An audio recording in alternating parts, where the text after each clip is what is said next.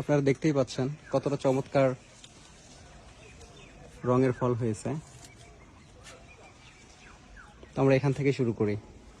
বিসমিল্লাহির রহমানির রহিম।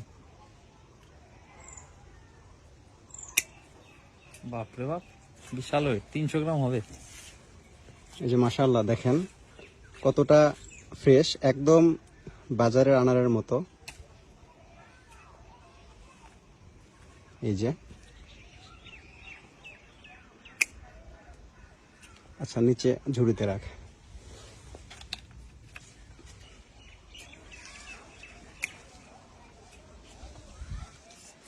চারটা।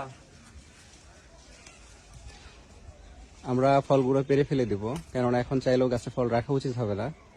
তবে আপনাদের যাদের গাছে কাঁচা ফল রয়েছে, খাবার উপযোগী না, তারা সেই ফলগুলো রাখবেন, কেননা কষ্ট করে লালন পালন করে সেগুলো যদি না খেতে পারেন সেটা আসলে খারাপ দেখায়।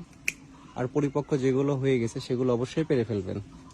এগুলো হয়তো আরো 20 দিন রাখা যেত, কিন্তু রাখবো না। এই জাতটা হচ্ছে এসসিটি ভাগোয়া, যে ভেতরে একটা আছে।